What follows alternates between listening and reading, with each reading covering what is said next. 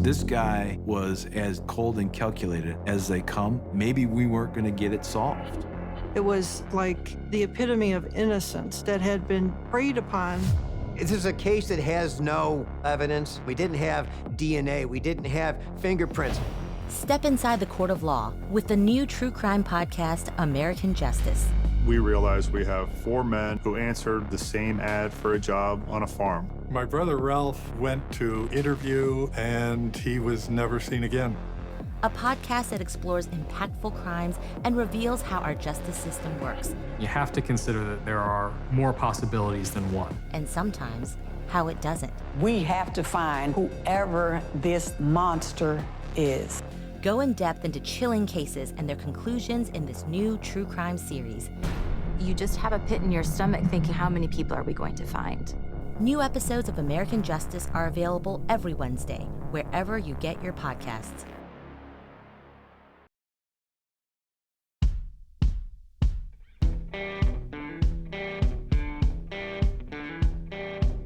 I'm Brett. And I'm Alice. And we are the prosecutors.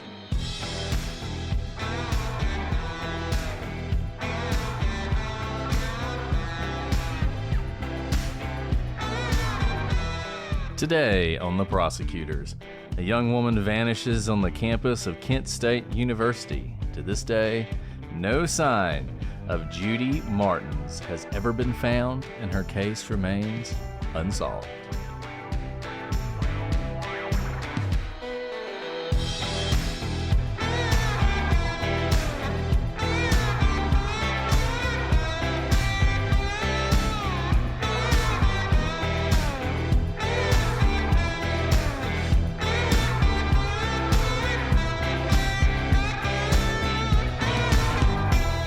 Hello, everybody, and welcome to this episode of The Prosecutors. I'm Brett, and I'm joined, as always, by my bodacious co-host, Alice.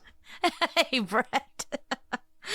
That's an English word, so congratulations. You've gone back to the English language. Bodacious. And thanks. Yeah. I feel anything but bodacious. Brett just looked at my face, and he was like, "Are you okay?" And I was like, "This is how I always look. I'm just tired." Whatever, Alice. Quit complaining. Rub some dirt on it. It's true. Throw some dirt on it. If we weren't recording this in September, I probably would have made some sort of election pun, because today is election day for those of you in the United States. Oh, that's if you're listening crazy to this. So get out there and vote. Remember, man. A lot's I'll tell you the same thing I told you 4 years ago. If your person wins, they won't be as good as you think they're going to be. If the other guy wins, they won't be as bad as you think they're going to be. So you'll be disappointed either way. That's a nice reminder. That's a nice reminder, and that's as much politics as we'll get into today, because I'm sure you'll get inundated with it all day, every day. The good thing is the political ads are over. If you've made it this far, all the stupid texts and ads and television ads, we get a reprieve. That's always my favorite thing. It's like a celebration. They've been on fire. I get so much spam email. I'm like, who's been selling my information? It's the text messages that kill me. It's like, quit texting me. A lot of text messages. Yes, this is true. But I guess it raises money. I don't know. Anyways. So, yeah, we got a new case today for you guys. I hope you enjoyed October. Like I said, it's September for us, so we haven't actually experienced it yet, but we have recorded the episodes. But I had a great Halloween. It was amazing, I'm sure. I mean, I'd be shocked if it wasn't. Eventually, when we record in like Christmas or whatever, December, you guys will hear how Halloween actually went. So one problem with being so far ahead is we're always like out of sync with the events going on in people's lives. Or is that better? Because people always say it's nice to escape into a story that is like kind of separated from all of the craziness that is the world. I know I personally like that. So, except these days, instead of listening to any podcast, I just sit in silence. Anyone else? There you with go. Small children? Oh, silence is great. Silence is golden, man. Today, but don't put us case. on silent. Listen to us. Today, I had to go pick up food because we ordered out. And I was going to go pick up. So I drove to the restaurant, and I got there, and they were like, "Oh, we're so sorry. We literally just now seeing your order, so we're going to have to make it." And I was like, I guess I'm just going to have to sit at the bar by myself. It's going to be rough. You guys take your time. And I sat there and just, it was amazing. I loved it. Isn't it amazing? Like I traveled. By the way, I was just in Kansas City. What a fine city. I really mean that. Like I was there for less than 24 hours, but I showed up at the hotel. Everyone was so nice there. I got on the elevator. Everyone was so nice there. I was there for 24 hours and it was like 24 hours of kindness. Anyways, I was very impressed, Kansas City. But I was on my way to Kansas City in the airport and, on the plane, put my earbuds in, silent. Just didn't want anyone to talk to me. I was like, it was noise canceling. It was amazing. I almost missed my flight because I didn't hear them call. Didn't matter. It was quiet. The number of times I've put my earbuds in and just didn't even turn them on, just so nobody would talk to me. It's a very effective strategy. But then you always have that one person who keeps talking to you and you keep taking them out and you're I like, don't care. Yeah, that's great. I'm glad you're going to Cleveland. Anyway. Glad you're going to Cleveland. All right. Speaking of Cleveland, Speaking of Cleveland, not specifically Cleveland, but Ohio, this case actually completely boggled my mind when I started looking into it because there's so little information, but it's riveting because I have no idea how this happened, how someone can essentially disappear into thin air, someone who's very connected on a college campus, in fact, and that I hadn't ever heard of this case. That last part is the one that really surprised me because it has all the elements of being splashed across every single news channel. But somehow, I wouldn't be surprised if you haven't heard it either. Yeah, this case is just as mysterious as Brian Schaefer. It's just as mysterious as Maura Murray. But for some reason, it hasn't gotten as much attention as you might expect. And that's one reason we wanted to cover it. I had never heard of this case. I do want to thank Aislinn, who actually is in the chat right now, so you guys be nice to her, for bringing this case to our attention and providing a ton of information on it. She was kind enough to speak with me. And also Dave O'Brien from the Chronicle Telegram, who has covered this extensively. I think he's kind of obsessed with this case, and you're going to see why this is the kind of case you can become obsessed with. Thank you so much to him as well for talking through this case with us. We really appreciate it. And look, we tell you this all the time. We cover a lot of famous cases, but we are always looking for good cases that aren't that well covered. Aislinn probably emailed us, I don't know, a year ago, 2 years ago. It takes a while sometimes to get to things.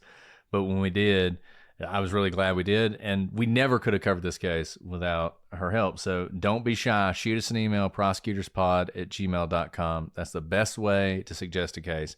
And if you are somebody who has information, please send it our way. And I just want to give sort of a shout out for making these cases your own. We talk about these cases a lot, and sometimes we'll say, we really want to bring attention to the case. But the fact of the matter is, we cover for a week or 2 weeks, and then we move on to the next case. And it's always nice when there are people who become interested in a case. I'll tell you this, we just did some updates on the Asia degree, and it was amazing how many people from the area, Shelby, North Carolina, reached out to us, some of whom had not heard of the case before we talked about it, and they were able to provide tons of information they were getting on the ground. So take ownership of these cases, and you really can make a difference. Today, we're talking about the case, the disappearance of Judy Martins. And I think I've probably blabbed enough, so we'll go ahead and dive in. So Judy Martins was born July 15th, 1955 in Avon Lake, Ohio.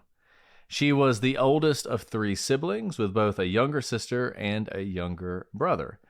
After graduating high school in 1973, Judy enrolled at Ohio University, where she spent 2 years studying. Now, at some point, she kind of became homesick. Ohio University was a good ways away from where she was from. Avon Lake is close to Cleveland. So if you're familiar with Ohio, it's up in the north part of Ohio. Ohio University is down in Miami.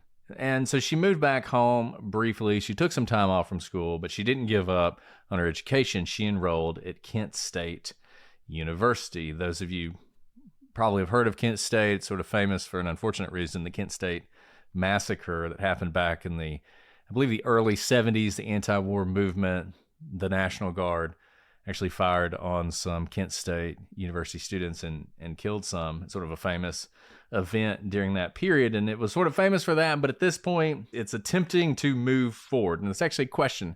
That's not just a historical tidbit. As we get more into this case, we're going to talk about how maybe the press from that and Kent State's attempt to move on from having sort of a bad reputation may have affected this case. But Judy, whatever the circumstances that brought her there, she flourished at Kent State. She was a good student. She put her education first. She was majoring in art with a minor in women's studies. She had hopes of becoming a therapist or a counselor. That's what she wanted to do. She wanted to help people after she graduated. And in fact, she was volunteering as a counselor at Kent State's Pregnancy Information Center. She was known as being outgoing, friendly, and she was passionate about service. She really seems like a good person. You don't want to fall into the whole she lit up every room she walked into trap, but she seems like the kind of person that everybody loved. She really didn't have many enemies at all. In fact, she had a ton of friends, and she was known as being the life of the party. She was busy with her studies, but she remained close with her family, especially with her younger sister, Nancy. In May of 1978, 22-year-old Judy was a junior at the university, and she was just preparing for a fun Memorial Day weekend with friends in New York. But this was a trip she would never get to go on, because on May 24th, Judy vanished during a 5-minute walk to her dorm room. In the nearly 50 years since then, little has been discovered about Judy's disappearance, and little is known about that 5-minute walk, what may have happened during that time. There are many reasons why this case has gone cold, but many point to the university's reluctance to react initially to Judy's disappearance as kind of the main reason that so little is known still 50 years later. They claim it was because they believe Judy had gone off voluntarily, but many speculate this is more likely the result of the university looking to avoid a PR nightmare coming off the back of the 1970 Kent State shootings that Brett just mentioned. Regardless of the cause, Judy's family has spent nearly half a century looking for answers. And unfortunately, this won't be the first or the last case we see where some institution, usually a college, is going to want to avoid some sort of PR nightmare and doesn't act quickly enough. I understand we're dealing with a population that is kind of newly independent, right? Like you have young adults who have just barely become adults who have a lot of freedoms. They usually live by themselves for the first time. They have their own cars. They have credit cards or money. And many kids are going off for the weekends like Judy was planning to do. So I understand maybe the initial reaction of, oh, there's nothing wrong. She's not really missing. She's just gone off somewhere. Except when you find out more about the case, and this was not some troubled Judy who was a recluse, who wasn't in contact with people. This is someone who was very enmeshed in her community, in her family, was just coming from a party and was going to her dorm room where she lived by herself. But that 5-minute period forever changed everyone who knew Judy's life. And I'm not going to lie, I almost choked a little bit when I heard that 1978 was almost 50 years ago. That makes me not feel young, I'll say that much. But there is always hope. With Aisha Degree, we thought that case was stone cold. There are developments now. Hopefully, by talking about this, there are witnesses still alive, very well alive, who may know something and they may not know they know something, especially because this case it gets so little publicity that maybe if you listen to this or know someone who lived in the area around then, make them aware of this case, because as we dive into the timeline, you'll see just how mysterious this entire event is. Guys, we're back to talk about Prolon. Forget everything you know about fasting. Prolon by L Nutra is the only patented fasting mimicking diet that combines the benefits of prolonged fasting with a science-backed nutrition plan so you can hit your health and weight loss goals without actually having to give up all food. And you may be wondering, well, wait a second, what are you talking about? You said it's fasting. Well, that's the great thing about Prolon, because you are fasting, but while you're on this fast, which is going to last 5 days, you're also on this program that Prolon has developed where you actually are eating enough that you don't feel like you're fasting. Your body gets all the benefits of the fast without all the stress. And I can tell you this from personal experience. I was not looking forward to this. I've done sort of juice cleanses and all that stuff before. And I thought, man, I don't know. Can I do this for 5 days?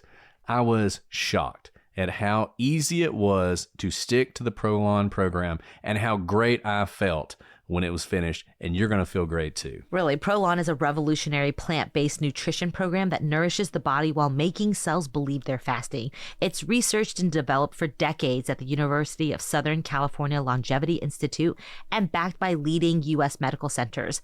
Prolong helps promote healthy blood sugar, support cardiovascular health, and reduce abdominal fat. But the great thing is Prolong isn't a diet. Prolong is science based on Nobel Prize winning discoveries in medicine. And this all starts with Prolong's 5-day program. Snacks, soups, and beverages all designed to keep your body in a fasting state. It's unlike anything you've ever experienced.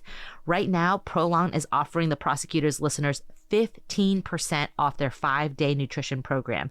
Go to prolonlife.com/prosecutors. That's prolonlife.com/prosecutors for this special offer. That's prolonlife.com/prosecutors. It's that time of year. The holidays are quickly approaching, and you might be stressing about gift shopping because even if your kids have had their list ready all year, chances are good there are at least a few items on those lists that you know they'd love, but that give you pause. And one of these might be, you guessed it, a smartphone. It seems like kids are asking for these at a younger and younger age these days. And like many parents, you probably have concerns about handing them the same kind of smartphone you use. And with good reason. Look, on this show, you hear us talk a lot about the potential dangers of giving unfettered access to the World Wide Web to your children. But our lives also kind of need these smartphones where we can access our children quickly. And that's why I'm here to tell you about Gab. So my niece is doing the Nutcracker again this year. I am so proud of her, but it means that as a 10-year-old, she's downtown in a big city doing rehearsals all hours of the night. I need to be able to reach her so that I can find her after late night rehearsals and after all the shows through the Christmas season to be able to pick her up. She needs a phone, but I'm scared to just give her a smartphone that has unfettered access to the internet. Gab is the leader in safe phones and watches for kids, teens, and tweens, so I got her one. It has no social media apps, no internet browser, and it has GPS tracking, which is key to make sure I can locate her when I need to pick her up. Guys, Gab is the leader in safe phones and watches for kids, teens, and tweens. It has no social media apps, no internet browser, but it does have GPS tracking and the ability for you to get in contact with your kids when you want to. And it's still tech that kids actually want, like the Gab Music app, which lets kids stream clean music. And for older kids, there's the Gab Phone 4 Pro with hundreds of vetted third-party apps that can only be installed at the parent's discretion. And kids get unlimited talk and text with Gab Messenger, the first messaging and video calling app designed with kids' safety as the top priority. This is something, if you're a parent with kids or if you've got nieces or nephews, this is something to look into. And do it now, because right now Gab is offering huge discounts on their phones and watches. The best part, there's no contract required. Just go to gab.com/prosecutors to get started. That's Gab, GABB.com/prosecutors. Gab.com/prosecutors. Terms and conditions apply.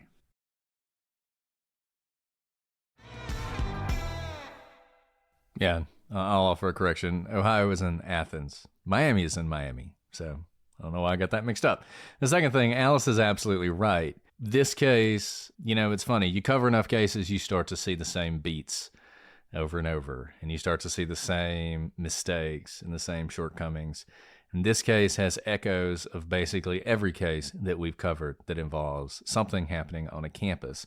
It has something else that we've also seen before too, which is a holiday. Before we did true crime, I never thought about how dangerous holidays are, but there are so many cases that are unsolved that happen around a holiday because people's routines are different and there are fewer people around, and it just seems like things can happen. And because it sometimes takes a while to realize that something's wrong, you can have these mysteries develop, and we've seen that a lot. And this is going to be another one. Let's dive in the timeline and we'll see that. We'll start in early May 1978. Jim Young, who is a name you're going to hear a few times, that was Judy's ex-boyfriend. I believe they either met at Ohio University or they knew each other from her hometown, but he did not live in Kent. He did not go to Kent State, but he visited her at Kent State. And he reported, or he would later report, that Judy was in a happy mood during her visit. And this was the last time that he would see Judy, at least according to him. They had broken up about 5 months before this, but apparently they were still friends, and when he visited her, they weren't intimate during this visit. I think that's important just because it shows that this is not a relationship that's over. Obviously, we're going to talk about somebody who's going to disappear, and unfortunately, probably something horrible happened to. You can never not look at people who are in a relationship, in a previous relationship, a relationship that's kind of, on again, off again. It's not hard, and I'm not saying this is what happened here, but it's not hard to imagine a scenario where people break up, 5 months pass, they get back together, then one of the parties is expecting something more to come out of this, and when it doesn't, they're disappointed. So Jim Young is someone we're going to talk about a lot as we go through this. He's someone to keep in the back of your mind. That's early May 1978, not long before Judy disappears.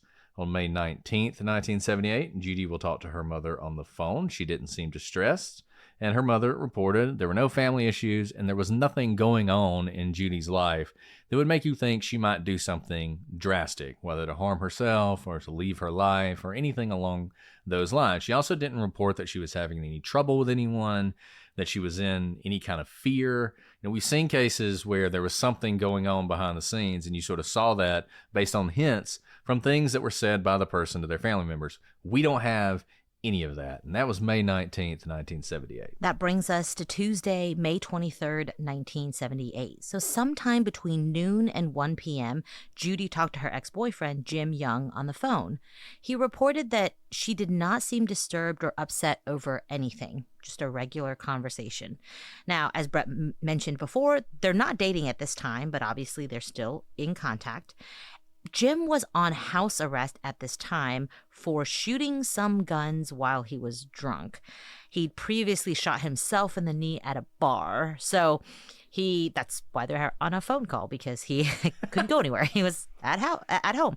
But I think it's also worth noting kind of what he's on house arrest for. It is for shooting guns, but it kind of sounds like a stupid drunken accident, and he doesn't appear to be like a violent person, because the only person he'd really only shot was himself, probably because he was drunk and not necessarily trying to go after someone. And it seems like Jim, he definitely had an issue with alcohol. He would get drunk, he would shoot guns, shoot himself in the knee, shoot out of his apartment window. I think he shot his windows out at one point. He is on house arrest. I don't think it's like house arrest now. I don't know that he had like a beeper on, so it's not that it would have been impossible for him to leave, but he's probably not in a situation where he's necessarily just going to make a jaunt down to campus, make the hour-and-a-half drive or whatever to campus, given his situation. He definitely has some instability. He's had sort of a rough life. He's obviously had some of these abuse problems, which are, once again, just things to keep in the back of your mind as you're moving through this case. Around 1 o'clock that day, James Krajic, a fellow KSU student whom Judy briefly dated, reports seeing her in Prentice Hall cafeteria. He said that Judy was sitting with one of her friends, Kevin Greer. So, of course, the police talked to Kevin. Kevin reports he was eating lunch with Judy and another student named Steve. James Krajic approached them and borrowed some coupons from Judy. She told him to make sure he pays her back because she would need them before the end of the year. Again, this is noteworthy because so far we have everyone who sees her or talks to her saying that everything seems pretty normal. Again, she's not isolated. She's not eating by herself. She doesn't seem down. In fact, she's sitting amongst friends and having kind of regular, somewhat mundane conversations about paying back coupons. And if you were planning to run away, for example, and never use coupons again in the area, you wouldn't care if someone took your coupons and never paid them back.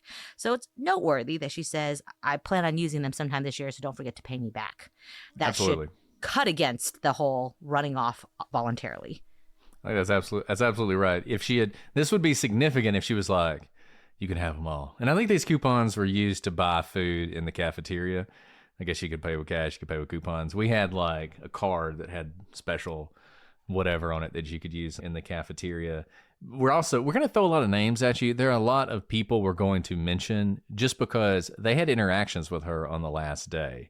And this is the last day. So even interactions that would otherwise be mundane suddenly become really important in this case. So I know that's annoying when there's a lot of names. It gets confusing. We'll try and keep it clear. But these are all people who saw her that last day. And so you have to at least take a look at them when you're thinking about what happened. Right. So later that night, from about 6 to 8 p.m., Judy goes to dinner with her good friend Robin Chernyavsky. And then the pair eat at Brown Derby. Again, kind of she's seen all day. This is not a situation where we don't know where she is for 12 hours at a time. And this makes sense, right? Sounds like school's about to be out or is out. And so she is amongst friends. Now, after dinner, Judy and Robin go to Robin's room. And while there, Judy puts on a red wig that Robin owned. She was kind of just fooling around. There's a picture of her wearing this wig. She herself doesn't have curly red hair, but she's like kind of posing, mugging for the camera with this red wig. And the reason this red wig is going to matter is because this is kind of one of the last times she's seen is with this wig. A short while later, they leave Robin's room and they went to another friend's room, Michelle Morgan's, to hang out for that night. And look, it's been a while since I've been in college now. It's kind of depressing to think about. It's been about 20 years, as a matter of fact. But those of you who've been to college or in college now or can barely remember college, this whole night is one that is just so familiar to me. You know, it's sort of towards the end of the year, things are winding down, you're hanging out with friends, you're seeing people at the cafeteria, you're sort of bouncing around people's dorm rooms. I loved living in the dorm for that reason. Like, there are so many days, if I'd gone missing, the story would have been exactly like this. I was in this person's room, then this person's room, and then doing this thing over here. But once again, it introduces, there are just a lot of people who saw her at various times. So one thing we can say for sure is that up to this point, she's alive, she's well, everybody's seeing her, and she's sort of hanging out with people. So at around 10:30, you know, she's still in Michelle's room in Prentice Hall. Some of these times, too, I mean, these times are all from various people. So some of them conflict. Some of them have her doing the same thing or doing different things at the same time. Roll with it. You know, like I said, she's going from place to place. The times are all approximates. So she spends some time in Michelle's room, and she's got this red wig on. She's wearing a trench coat, sunglasses, and a shoulder bag made of fake white leather. This is important because none of those items will ever be seen again. So whatever happened to Judy, apparently she took all this stuff with her. And people would say that she was dressed like a hooker. That was how they described her. And not she was getting ready to go out on the town and ply her trade, but just she had sort of dressed up in this sort of silly outfit, and it made her look like not like the sort of average person you would see out and about. But this was the kind of thing she did to entertain people and to get a laugh, right? And Michelle reported that Judy was in a good mood, and she told Michelle that she had plans to see another individual, Charles Nevels. Judy's relationship with Charles is a little unclear. She'd just gotten out of this really long relationship, 5 years or so, with Jim. I think we've already mentioned one person that she briefly dated. She may have been dating Charlie, or at least in some sort of initial stages of that, or they might have just been friends. But either way, she had plans to go see him and said, hey, I might stop back by your room later. So after that, 11-ish or so, she arrives at nearby Dunbar Hall. Now, all of these dorms are all very close to each other. They're not co-ed. They're by gender. So she's in an all-girls dorm. There's an all-boys dorm. She's actually an RA in the dorm that she's in, so she's a residential advisor, and she has a room to herself, which once again is one of those little details that's going to make this case harder to solve. I mean, the number of times someone disappears when their roommate is like on a trip or not going to be back for a few days. In this case, she doesn't have a roommate, so you lose some of the answers about whether she went back to her apartment or not and when she left, if she did. Either way, she goes over to Dunbar Hall. She stops by a friend of hers, Bernie Caffrey. He was not in his room. She speaks to his roommate for a minute or so before leaving. She then heads to another friend's room, John Becconi, and she spends about 20 minutes there with John.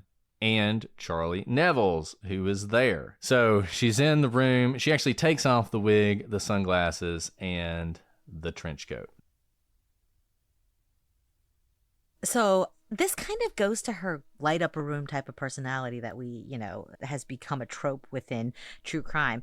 But I remember being in college, it's an easy, fun night. All your friends live within walking distance and like kind of dressing up something silly, especially if it's like, I don't know, I would put on a trench coat and sunglasses just to be like the mysterious Carmen Sandiego. But she was always there to kind of make people feel good. And she's also very social, as you can tell, going from friend to friend's room. Again, kind of totally normal on a college campus. So around 11:20, Judy and Charles head to his room, which is also in Dunbar Hall. At around midnight, this now brings us to May 24th, 1978, but this is all kind of one night of hanging out.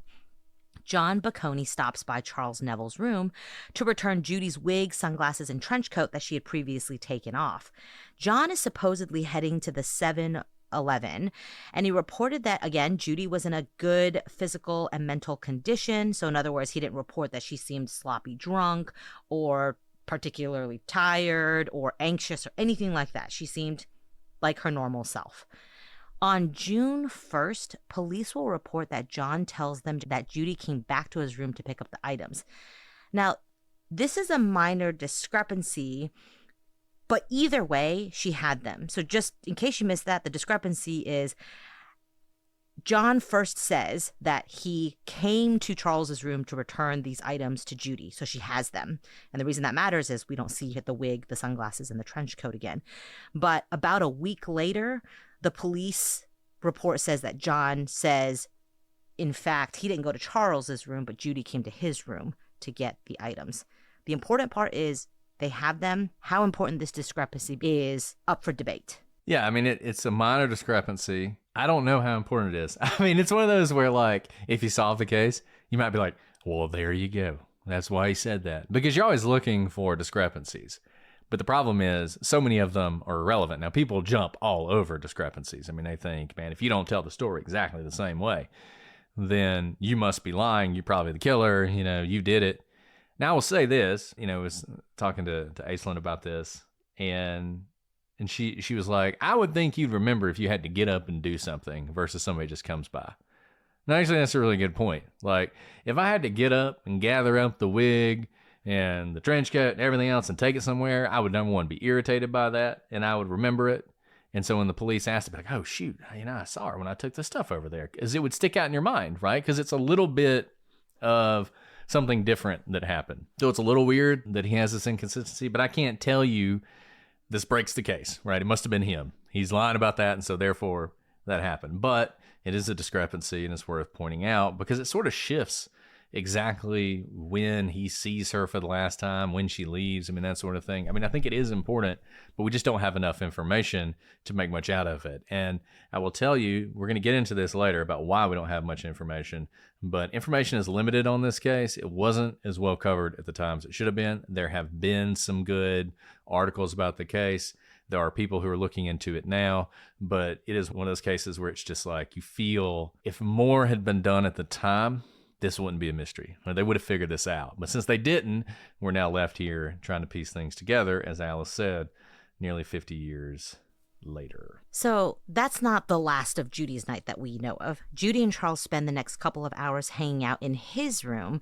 Though the exact nature of their relationship has not been identified at this point, they were beginning some sort of a romantic relationship. At the same time, Matthew Strope, who worked in a residential security at KSU, reported he noticed the lights on in Judy's dorm room. Note that Judy and Charles are in Charles's dorm room hanging out. But given she's a college student in the late 70s, it's hard to measure the importance of this fact.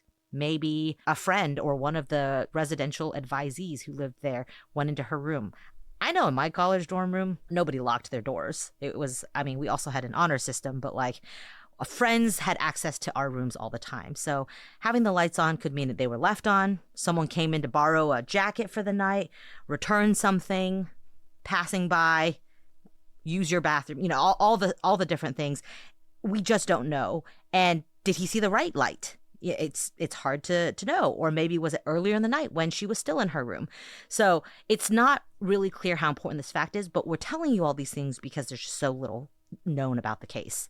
And I think when I was in college, the only time I turned off the light was when I was asleep. But I didn't have to pay the bill, and I wasn't really conscious of wasting energy. So if you judged whether I was in my room based on whether the light was on, you would have always judged incorrectly. I mean, you would have judged correctly, I don't know, 50% of the time.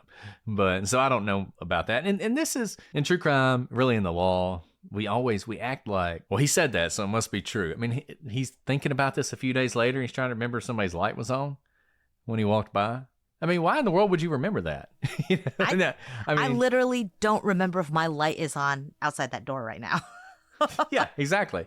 And if you asked me 5 days from now, I certainly wouldn't know. So anyway, so maybe her light was on, maybe it wasn't. Is it significant? Hard to say. Okay, so one thing that you may notice, there's a lot happening this night, right? 2 things stand out to me. First of all, some of you may be thinking, wow, she was really busy that night. She was super social. One thing to note is no one was like, oh, she was particularly busy this night.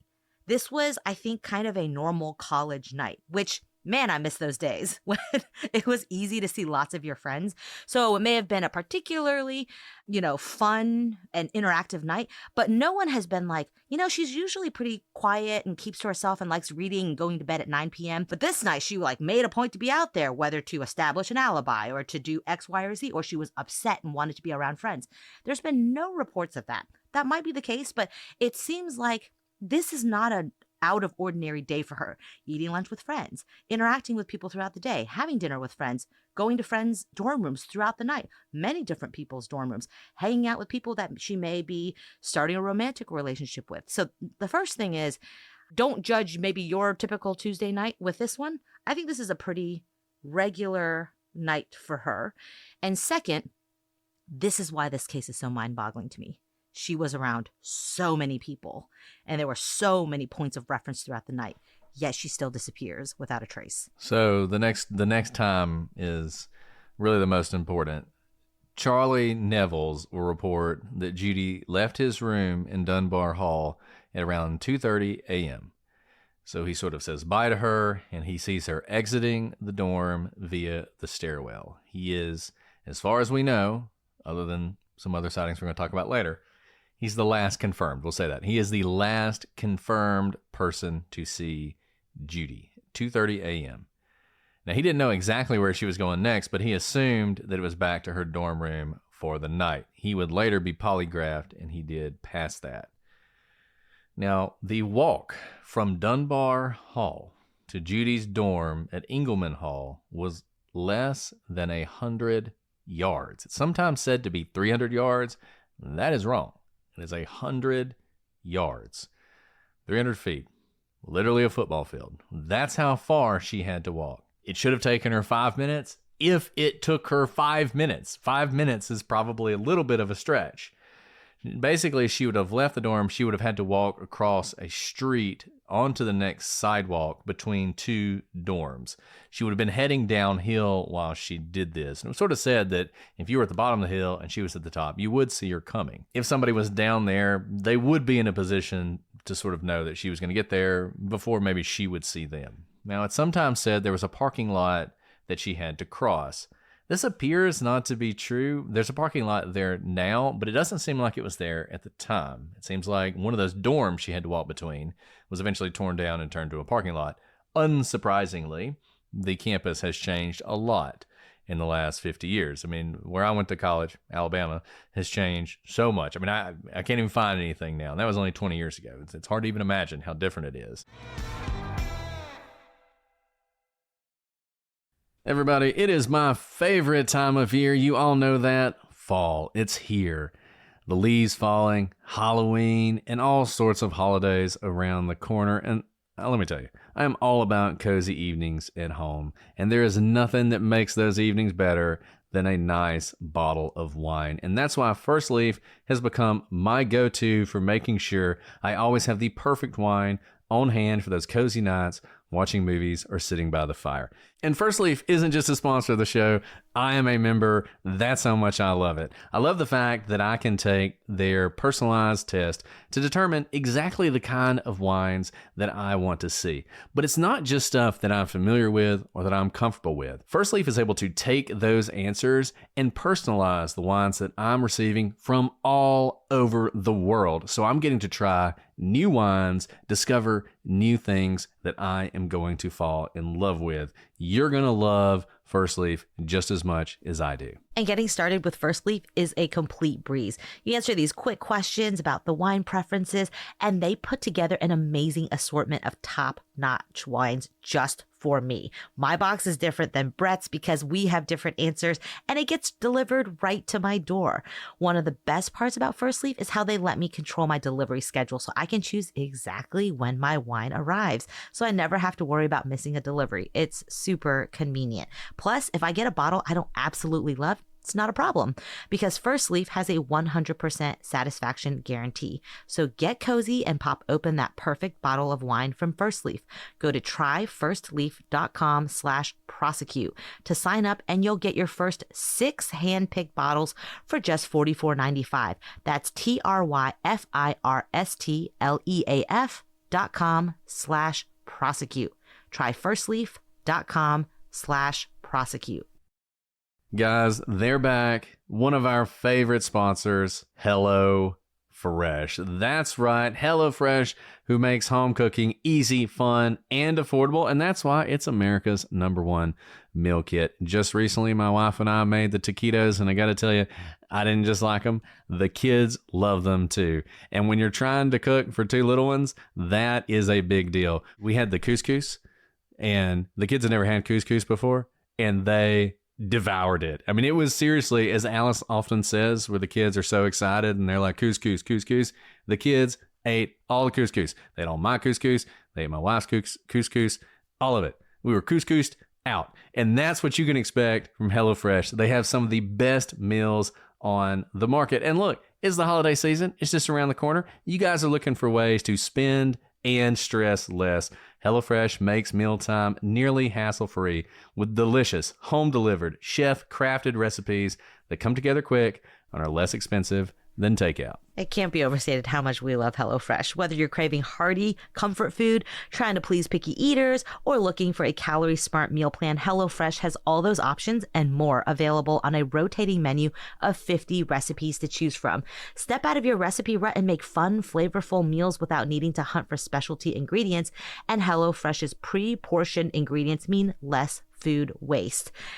And join us in why we love HelloFresh so much. Get 10 free meals at HelloFresh.com/freeprosecutors applied across 7 boxes. New subscribers only, varies by plan. That's 10 free HelloFresh meals. Just go to HelloFresh.com/freeprosecutors and find out for yourself why HelloFresh is America's #1 meal kit.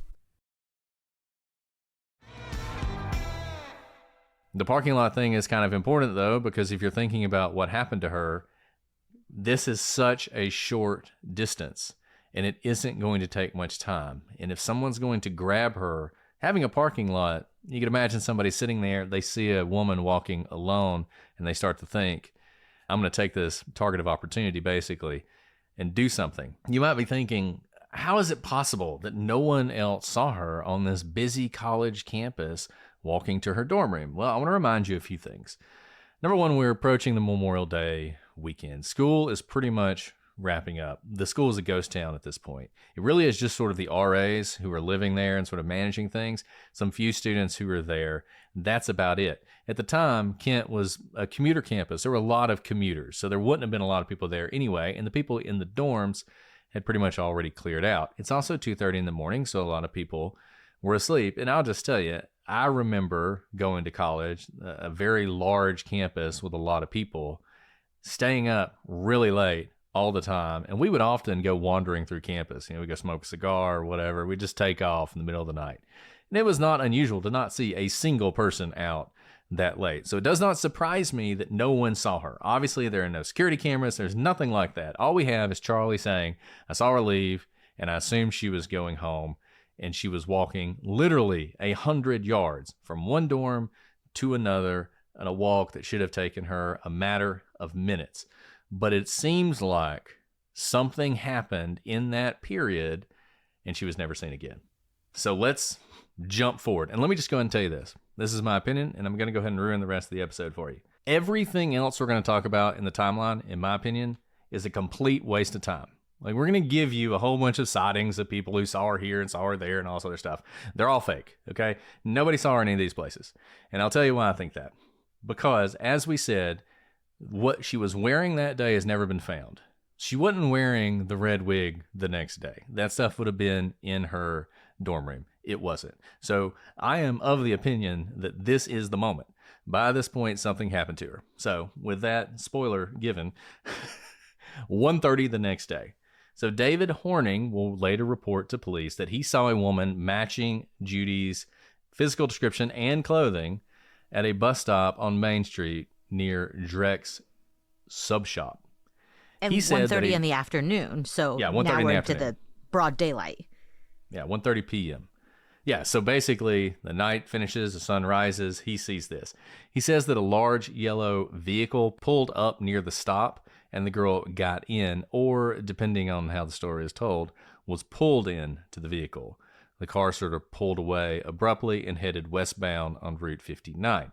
Now, there's one thing that's interesting about this, and it lends it a little bit more credibility despite what I just said. There had been reports that Judy had plans to go home that day to Avon Lake to pick up a car. And this car, depending on who you ask, was either going to be used to drive on a trip over Memorial Day weekend with some friends, or she was going to take it back to campus to sort of pack up her dorm room for the summer. Because remember, classes are closing down. A bus would have been one way to do that. It's about an hour from where she was to her home. Now, there's probably no direct route. She'd probably have to go to Cleveland and change.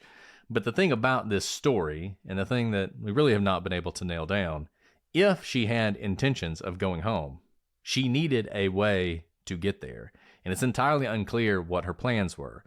If she planned to go by bus, and these are the kind of things that I hope, if the cold case unit out there starts working on it, they'll try and nail these things down.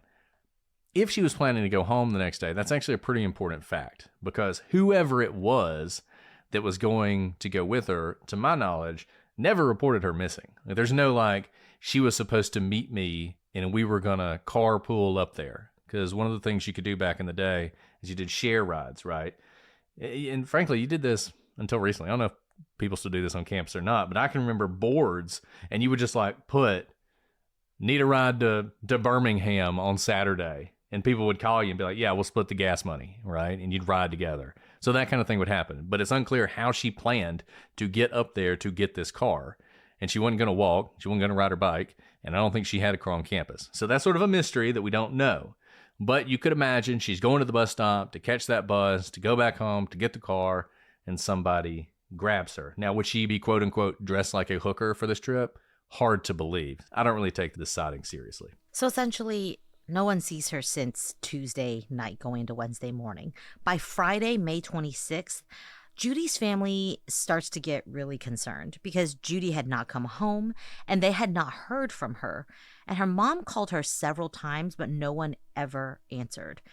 And there was nothing they could do. So they did what any other worried parents would do. They drove the hour or so to Kent State to literally go to her dorm room and try to figure out what was going on. They were worried, so worried that they were going to take matters into their own hands. Now, they found her makeup and her money and glasses at her apartment.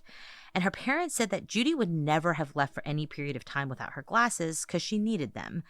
So there were other things left there, of course, but those three things in particular, like if you wear makeup every day, I have like a lip gloss that I wear every day in my purse, because it's always with me, for example. So you leave these things behind, and money, you need money if you want to leave for any extended period of time, especially if you want to start a new life, and glasses, which help you see. These are all things that you would leave behind if you were going to come right back, or you would take with you if you came back to your apartment before you left somewhere. So they were really concerned to find these things there because it indicates that Judy seems to have gone out that night, not come home, and not planned to not come home. At 4:35 p.m. that day, that Friday, Michelle Chabot, the resident director of Prentice Hall, reports Judy missing to the Kent State University Police. So, approximately 3 days after the last sighting is the first time she's reported missing. Shortly after she's reported missing to Avon Lake PD as well, Judy's hometown. This isn't that surprising because we don't exactly know where she is. We thought she was going to go home. It's only about an hour away. So if you can get more kind of bolos out there, the better. That's why she's reported missing in both places, both where she was last seen and where they thought she was going to go home to. Now, the police response was muted initially as it's Memorial Day weekend. There's no indication of foul play. And note that her family doesn't report her missing first. They first drive down to make sure what's going on before the reports come in, which I think is, again, pretty normal. She is a college student. Maybe her phone was out of service. We don't have cell phones at this time. But the important thing to note is 3 days have passed before she's reported missing. And even once she's reported missing, nothing's really done by the police. And look, as I said, the beat stays the same, right? What do we see so often in these cases? It takes a few days to get reported to the police because nobody really knows whether they're missing or not. Then it is. And what do the police say? No, they'll turn up. They'll turn up. She probably just ran off some, college kids, right? And they will later say, the police at Kent State will later say that they would get multiple missing persons reports every week. Every week, somebody would call and think their kid was missing. And then, and I think one of the people who now I think is the chief of police, I'm probably misstating that, but somebody who'd been there for a long time, said that her case is the only missing persons case that they never resolved. Like all the other missing persons cases they ever had at Kent State University, always resolved on their own, basically. And so they fully expect, okay, fine. Yeah, she wasn't going in with her glasses, sure, right? But that's what they think is going to happen. They're going to find her, and they never do. And so you have this delay in reporting. You have this delay in taking this seriously. And once again, you can see how these things are starting to pile onto each other to create the situation where we are talking about this on a podcast in 2024. But no, this isn't a complete dereliction of duty by law enforcement. Sometimes you'll hear that there was no missing persons report officially filed for a week, but that's not exactly true here. Judy is entered as a missing person in the system by law enforcement by Saturday, May 27th. That is almost 4.5 days after she's last seen, but it is an entire week. And they don't do nothing. Law enforcement contacts the county jail, hospitals, and the campus health center to see if maybe Judy is there. And there is unfortunately no sign of Judy anywhere you would expect her to be. And look, there's another problem with this case that I think should already be apparent, and we have seen this in some of the other cases that we've covered. I love campus police. I mean, I got to tell you, when I was in college and the police would show up, which they did on a few occasions, when it was the campus police, it was always like, whew, campus police, because they were going to take care of us, right? They were sort of glorified babysitters. They would show up and they'd be like, guys, should you really be burning this couch? And we would say, no, sir, What? we shouldn't. And they'd be like, okay, well, when it burns out, don't light another one. And then they would drive off, right? And we'd be like, all right, officer, we'll see you later. Right. If the city police showed up, it was like, why are you people committing arson? What are you doing? You're all under arrest. You're all going to prison, right? That's the way they viewed it. And oftentimes you had sort of the campus police and the city police, and they're fighting each other, and, they hate each other because they don't think the campus police are real cops, and the campus police think the city police need to stop hating the university kids and bringing all the money, and it's just like everybody hates everybody, right? But the thing about the city police is they have more resources, more experience, and more training in handling these complicated situations. Having the Kent State University campus police investigate this is probably not the best thing for Judy, but that's the situation that we're going to have. So May 30th, 1978, officers are starting to take this a little bit more seriously. They're starting to talk to people around Kent State regarding Judy's disappearance. They talked to many of the people that we have talked about earlier up to this point who saw her the day and night that she went missing. And they're able to sort of piece together this timeline, the same timeline that we gave you of her last known movements. The situation is difficult. There are so many people who are gone from campus for the holiday. There are far fewer witnesses than you would expect, and far fewer witnesses than there might normally have been. I mean, give you an example of this. It's been reported, and this has never been solidified, that when you would go into the dorms at Kent State, you would sign in. And there were a lot of dorms that are like this. They have one entrance, you go in, you sign in, you go to your room. Number one, unclear if Judy would have to do that anyway because she's an RA. But number two, if she didn't sign in that night, it doesn't mean she didn't walk into that dorm room. Everything was just more laid back. Everything was less serious. And it's just hard to say that any of that shows us really anything about this case. They contact some professors and they confirm that Judy had not been seen in any classes since May 23rd. They start to distribute Judy's photo and they send it to the Kent State University News Service for distribution to local newspapers and TV stations. They provide some information to the local radio. So they're starting to try and get the media involved. It's the 70s, but hey, they still know. They know about crowdsourcing, right? And they're trying to do that using the tools that they have. Now, they were at the college towers on campus when they were approached by a resident by the name of Bill Jones. He claimed that he might have information on the missing person. He reported seeing a young woman who was tall with long black hair being escorted out of the main door of the building by two men who were white. That's really the only description he could give. The woman, he said, appeared spaced out, and Bill heard her say, "I haven't been back to my room since Thursday." Now, it's not clear when this reported incident occurred, and there is a big problem with it. Judy was 5'4", 110 pounds maybe.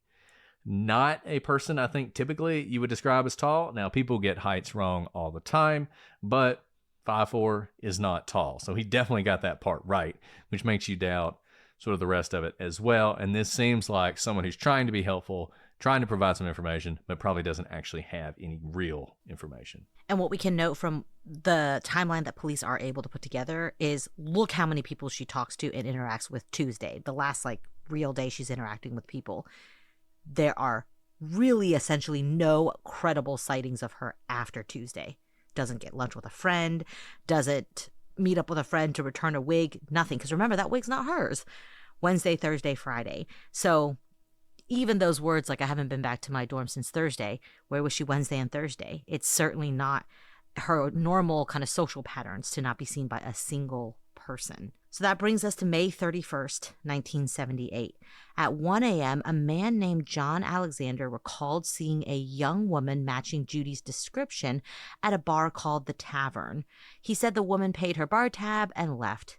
Now, like we said, all of these sightings are unlikely to be Judy, but it's noteworthy that Judy has been to this bar before. Again, I think you're beginning to see the effects of media getting involved. People want to be helpful. They all, we always say, see something, say something, right? Like if it's a bad tip, just throw it out.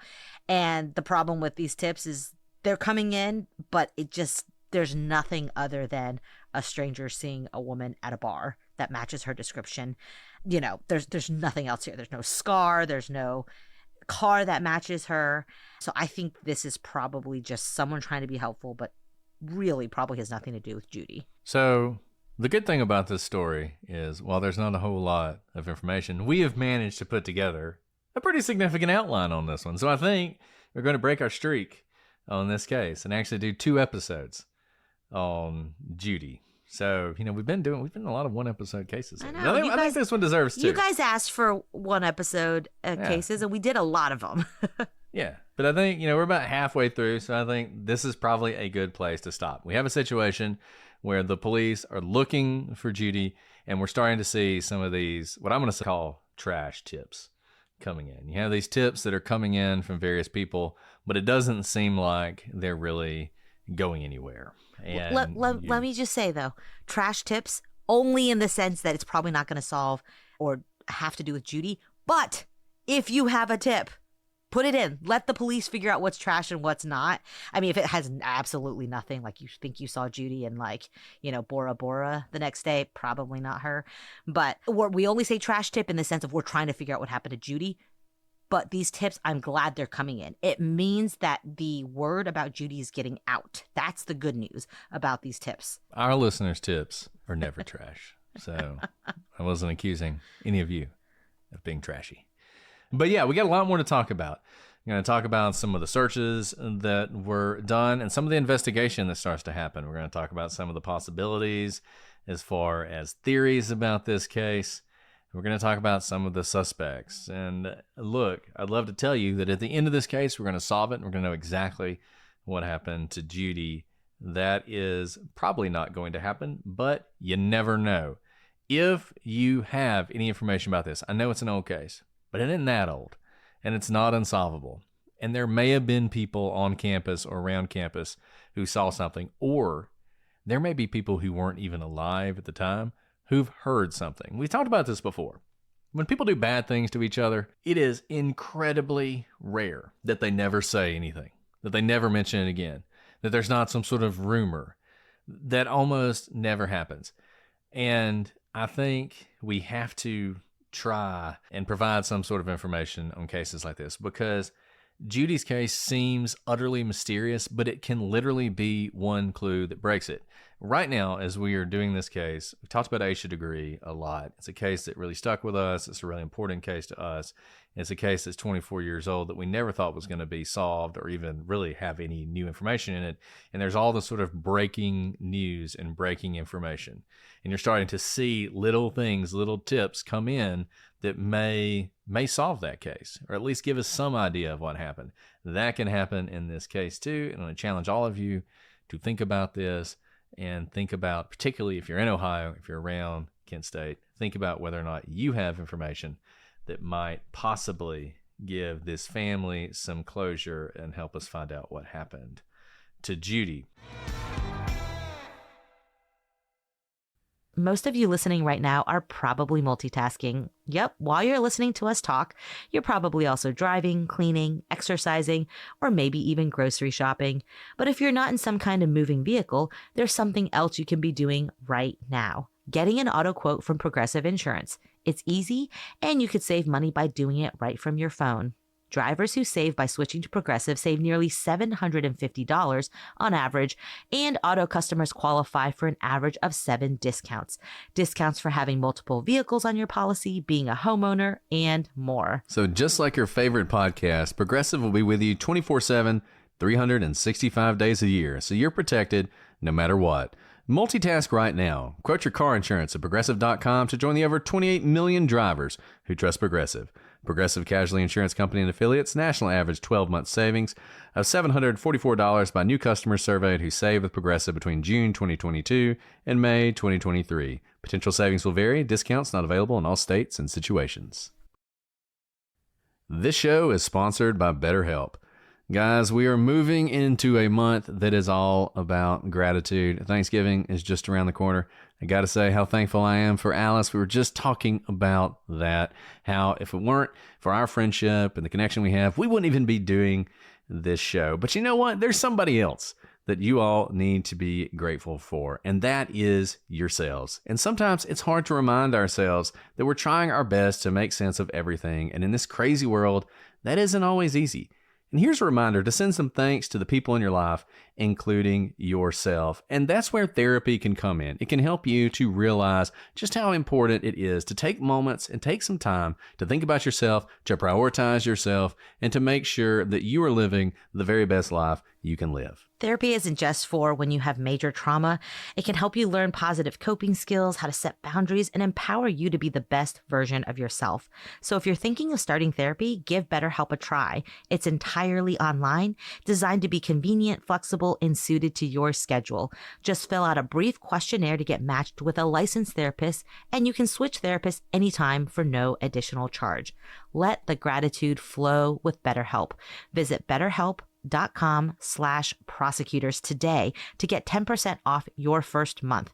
That's BetterHelp, HELP.com/prosecutors. Look, if you'd rather talk to us than the police, I fully understand. We're so personable. Shoot us an email, prosecutorspod@gmail.com. Reach out to us on Twitter, Facebook, Instagram, TikTok, whatever floats your boat, at prosecutorspod. Join us on Patreon, and you can see these episodes. I mean, literally, if you're listening to this, you are in the future, you were listening to this in November. We were recording this before any of our October episodes have even come out. You could have been here live listening to this, providing your input, but you're not. You're stuck in November when it's cold and rainy and there's an election and you're ready for it to be over. You could have been here with us right now. So join Patreon. It's $3 a month, and you can take part in these recordings early and ad-free. Alice, do you want to answer some questions? Let's do it. Yes, absolutely. Let's do it. Okay. You know, we have so many of these. Alice and I have talked about doing like a special episode. We'll do one. Answer questions. That'll be a fun, like, should. holiday one, maybe like a Thanksgiving or Christmas. Like, you know, who really wants to listen about murder and mayhem at the holidays? Maybe we'll do some fun Q&As. Okay. This is from Sarah. And Alice, this one's right down your alley. So I'm going to let you answer this one. For disappearances, some may be due to aliens, but I would love to hear your thoughts on whether or not some disappearances could be due to people being pulled through the space-time continuum. Could they have been on a branched timeline and have been taken back to the sacred timeline, Loki style? Keep up the great work. So those of you who haven't heard my answer to my obsession with singularities as a child that has carried over into adulthood, no, my answer probably is like, yeah, that's totally possible. But let me say this. I think this is a good thing. You know how they always say when you grow up, you lose your sense of wonder, childlike wonder, whatever it is, and you become jaded in life. That may be true, but I will say, being a lawyer, a prosecutor, doing this podcast, learning about stories that I didn't personally investigate or prosecute, so I've gotten to like see a wider array of cases throughout the world and time. I think I get my sense of wonder more and more every day. Like, truly, I can't rule out anything anymore, especially when you do these like very thorough investigations. I think we do deep dives, and I'm like, surely if you research something to the bone, you've read every scrap of paper, every report on this case, surely there's an answer there somewhere, right? And there are so many cases where I am just left with like nothing rational or part of this dimension makes sense. So it must be part of the upside down or some sort of portal into another space. That's my only answer for it. So all to say is, thanks to this podcast, I think my sense of wonder and possibility of anything is possible is truly widened.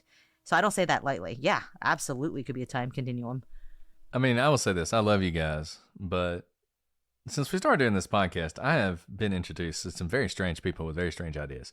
And one of the ideas I found out about recently is there's this whole theory that the Malaysian Airlines plane that disappeared flew through a portal into another dimension, and that's what happened to it. I think that's highly unlikely, number one, and to say that. But, I mean, that is something people think. And I've told my dog story before about how I saw that dog, and then I kept walking, and then I saw the same dog, and it freaked me out. Well, maybe I walked through a portal. Maybe in that other timeline, I am a missing person, and I disappeared, and, you know, nobody knows what happened, but it was all the dog's fault. I mean, that could be true. I mean, look, I don't know. Who knows? Some of these cases are so weird, you almost wonder, right? Like, these people, I mean, the Brian Schaefer case is one of them. It's like, how did that guy do that? Even if he got out of the bar, and I think a lot of people think he probably got out of the bar because probably there were doors that weren't covered by cameras. Almost certainly were. But how did he get out of this camera covered area and nobody ever see him? You know, what happened to him? Where'd he go? You know, I don't know. More and more people keep telling me that they think he's on an island somewhere playing Pearl Jam songs. I mean, maybe, but I don't think that's likely. So we like to keep an open mind. Maybe one day we'll do dimensional time slip cases, because there are these famous cases about people who believe they went through some sort of dimensional portal. Like, there's one case, I think it's out of Australia, about a guy who was flying a plane and he was on with air traffic control. It was like flying like a single person plane, talking about like all this weird stuff that was happening around him, and he was seeing all this weird stuff, and then his plane disappeared and he was never found. And the common theory is that he either was losing his mind or he was committing suicide or something like that, and just crashed his plane, and it's hard to find small planes. That's the common theory. But the more interesting theory is that he really did just fly through a portal or whatever. Okay. I'm totally bought it. Like, I would say 4 years ago, Brett, I was like squarely in the not paranormal world. Maybe it's my like constantly talking to you. That's what it is, you know, maybe that's what it It was is, 4 years actually. ago. I never even thought about that. I thought, you know, whenever I wake up from a dream where something seems so real, it's an alternate universe, I'm like, is this the dream or is that the dream? There you go. I've hung out with you too much, and it's a good thing. All right, we'll do one more. This is from Emily Monica. She wants to know, what do you seek out to lighten your spirit that cheers you up or makes you laugh? Oh, what a happy question. I love that. You can go first. Well, I mean, my kids are the funniest thing ever, right? I mean, but I don't really seek them out. They just do funny things all the time. And it's They hilarious. really are so funny. My wife and I were talking about I won't embarrass my daughter for all time by telling the story, but one of the funny things that happened recently, and we were just cackling. But I like sketch comedy type stuff on YouTube. Like, I love just silly people doing silly stuff. So if you're into sports, there's SEC Shorts, which are these guys and gals who make fun of the SEC, which is the football conference. Every week they put out a new, and they're just hilarious, like 5 minutes long.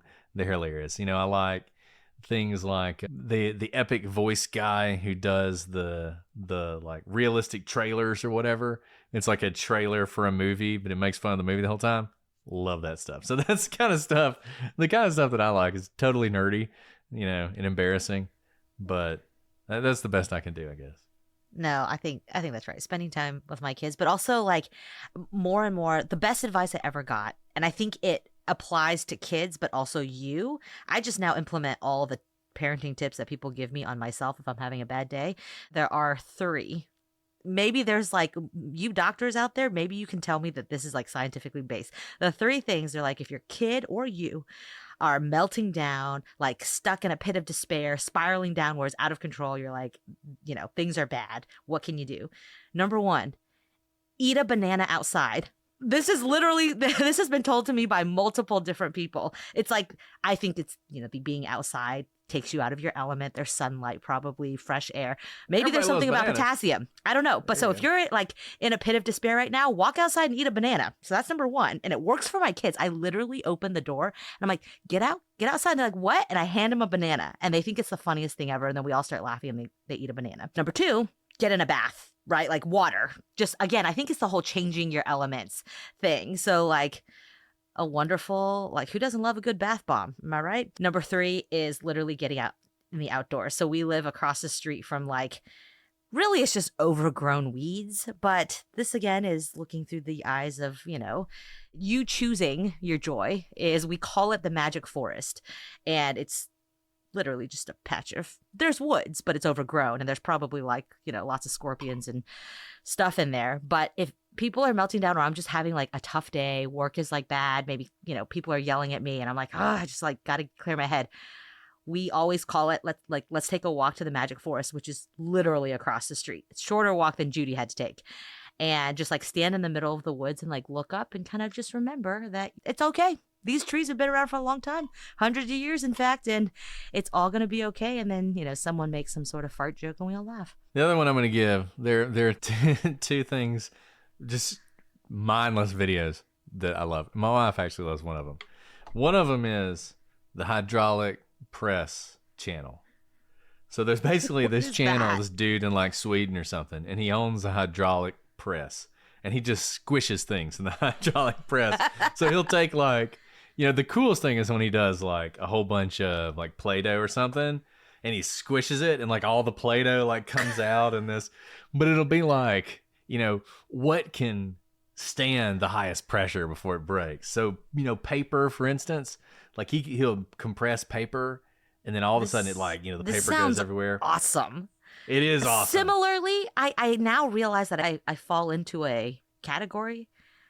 Watching people clean or mow their lawns in like those like condensed videos, where you like speed it up. So like you clean an entire room that took 4 hours in like 30 seconds or mowing the lawn. People make a ton of money making those videos. Apparently mowing your lawn in that fashion is like the highest hit per whatever on YouTube.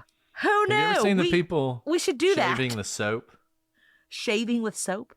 No, the soap. So they have like a block of soap with like all sorts of like different colors. And they slice like a grid into it. And then they take a knife and they run it across it and I'm cut about to go off the watch top layer. so many and it is mindless so videos. soothing to see them do this. And then it's amazing. so I don't know if we get targeted with the same mindless videos, but do you get targeted with the like utterly disgusting rugs that have been like in a dumpster and then they like clean it for No. like it's sped up, but it's like you pressure wash it for like 8 hours, it looks like, to get like a slightly less disgusting looking rug. I get so many of those videos and I watch all of them. The last one I'll suggest is the red hot ball videos. So basically, Okay, this makes so much sense, Florida by the way, Foundry why does this one. our social media feed is filled with these types of videos. I'm always like, well, who is watching these videos? It's you. It's you and the It is me. hydraulic press. It is me. I love That's the so hydraulic funny. press. I've been wondering why our feed has all of these videos. So the red hot ball, basically they take a metal ball and they heat it up until it's red hot, and they drop it in different liquids. So like, you know, they'll drop it in like different alcohols, and some of them will just burst into flames, right, and shatter the glass. And it's really interesting, like what liquids disperse the heat in a way that So doesn't funny. break the glass or make it all boil out. Like glue, for instance. They drop it in glue, and the glue's like, whatever, hot ball, I don't care about you. Whereas like, you know, water and various other things is really neat. Or ice. They have like a block of ice, and they'll drop the red hot ball and it'll melt into the block of ice. And it's like, how far is it going to go? Anyways. I those are think great we've just videos. encouraged everyone to go spend like mindless hours watching these videos, but there's a science behind it. You know, why I think the New York Times did an article about this, why like mindless games like Candy Crush are actually played by people with very demanding jobs, because your brain needs an off trigger, but high performing brains don't want to sit and do nothing. Like they still want to do something, Right. which is why these videos that are mindless are like the perfect reprieve for apparently anxiety ridden brains like ours. Look, I wish the number of times I've like, I'm going to go sit outside and just enjoy the light. I can't do that. Like I can go sit at the bar like I did today, you know, my blessed wife with the kids, and I'm at the bar by myself, drinking a Sapporo, waiting on my food to get ready. That was great. But I also had my phone, and I was like, you know, Let's watch some videos. making people mad on Facebook or something, or watching videos. Like I can do that, but I can't take a walk. I hate taking walks. I can't sit. I can't do any of that. I need something to be going on. So like sitting on the couch with the red hot balls burning through ice, that's amazing. I love This it. is awesome. Well, I hope this has brought a smile to your face. We are still going to come back next time and talk more about Judy. Yes, we are. And like I said, we got a lot more to talk about. Don't miss it. I would tell you to dive down the rabbit holes on this case. There aren't that many to dive down, unfortunately. I know that True Crime Garage did a couple episodes on this case. Those guys are always great.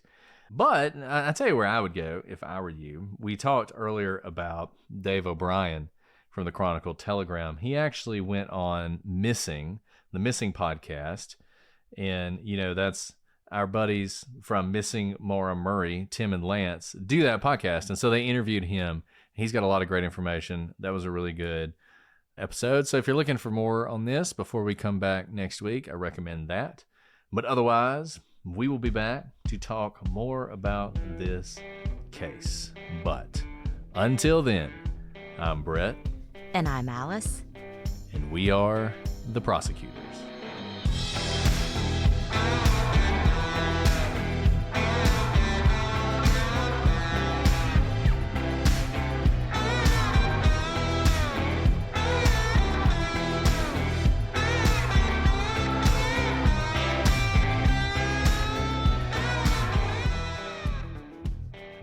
Hello, everybody.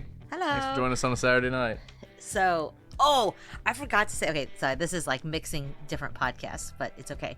So I was recording an episode of American Justice yesterday about one of my best friends from college's great-grandfather, something like that, because he was in the mob. Because it was like, make sure you know how to pronounce the last name. And I was like, I know how to pronounce his last name. Because I know great. the mobster's great-granddaughter. Yeah, there you go. Look at you.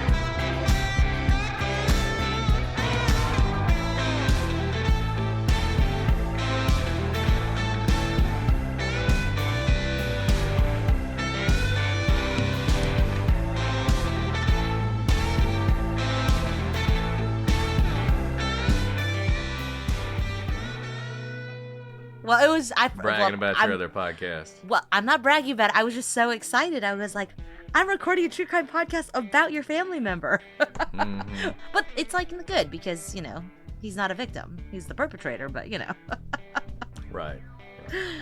Yeah, everybody's got a history. Everybody's got a history.